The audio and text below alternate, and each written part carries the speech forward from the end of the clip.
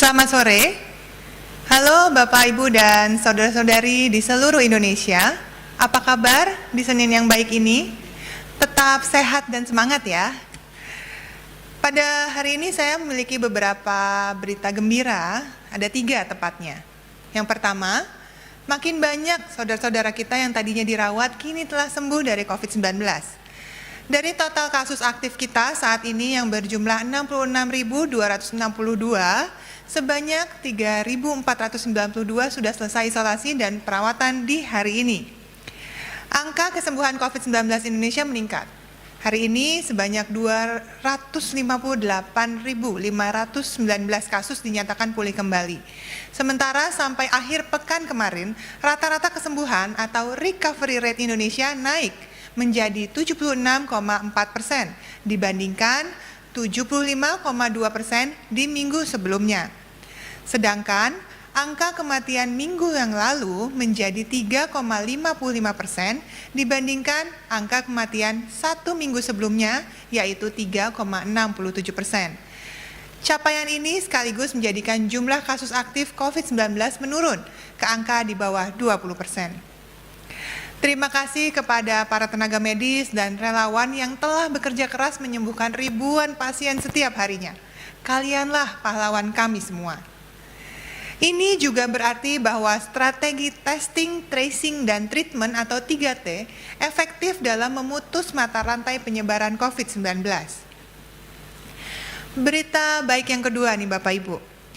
Berbagai survei terhadap perilaku masyarakat menunjukkan makin banyak warga Indonesia yang patuh dan disiplin menjalankan 3M. Survei Badan Pusat Statistik di September lalu menunjukkan dari 90.000 orang yang disurvei, lebih sudah memakai masker. Dan lebih dari 75% warga sudah menjalankan cuci tangan dengan sabun dan sudah menjaga jarak. Ada juga survei dari Johns Hopkins yang menyatakan 80% dari 6.000 responden di Indonesia sudah menerapkan pakai masker dan cuci tangan. Tapi ternyata kurang dari 80% yang menjaga jarak. Meski survei tersebut menggambarkan banyak orang yang sudah tahu 3M, namun ternyata masih ada yang belum benar-benar paham manfaat pencegahannya tersebut. Belum paham betul kenapa kita harus melakukannya, masih ada yang mempraktekannya dengan kurang tepat atau asal-asalan. Mengetahui saja belum cukup Bapak Ibu. Memahami dan melakukannya dengan disiplin, memakai masker dengan benar, jaga jarak aman, dan cuci tangan dengan rutin sesuai dengan panduan, itu baru benar-benar bisa melindungi.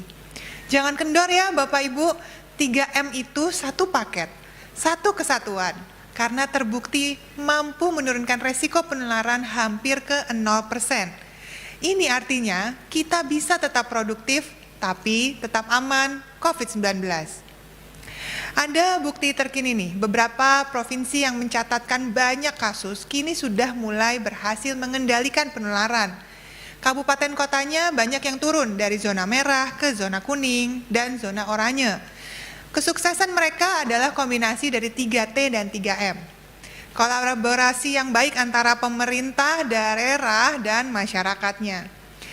Nah, selanjutnya ada berita baik lainnya, yakni yang ketiga. Ingat kan Bu Menteri Pemberdayaan Perempuan dan Perlindungan Anak, Bu Bintang Puspayoga bilang akan mengeluarkan protokol perlindungan keluarga. Nah, di Jumat lalu KPPPA bersama Kementerian Kesehatan dan juga Badan Nasional Penanggulangan Bencana atau BNPB telah menyusun keputusan bersama tentang protokol kesehatan keluarga pada masa pandemi COVID-19. Keputusan ini dibuat berdasarkan arahan Presiden Joko Widodo September lalu.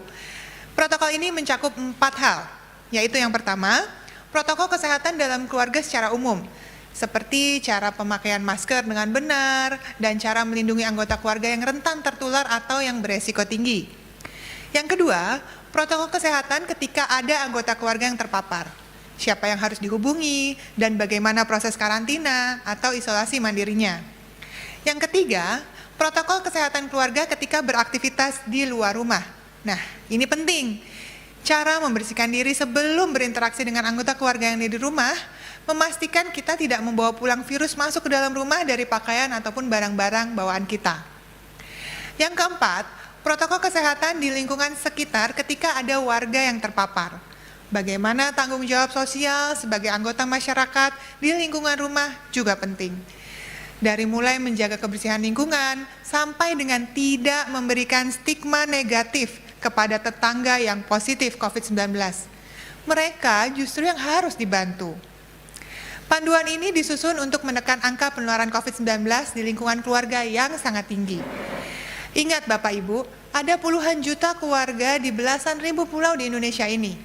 Potensi tinggi penularan klaster keluarga bisa datang dari orang terdekat yang ternyata menjadi karier atau pembawa virus. Sebagian dari 1.299 klaster yang ditemukan Kementerian Kesehatan adalah klaster keluarga.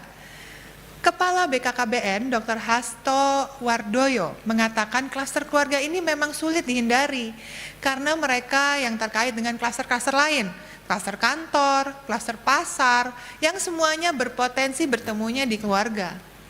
Kita harus putus penularan di keluarga, karena penularan dari orang terdekat bisa berdampak fatal, terutama bagi keluarga yang sudah lanjut usia dan memiliki penyakit penyerta.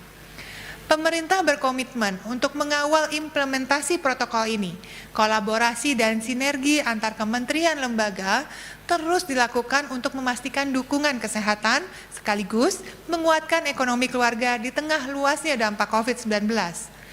Sementara peran kita tetap disiplin protokol kesehatan dimanapun dan kapanpun. Mari putus rantai penularan COVID-19 di dalam keluarga. Mari kita bekerja sama, kolaborasi gotong royong antara pemerintah dengan masyarakat. Bisa kan? Indonesia pasti bisa. Salam sehat dari saya, sampai jumpa.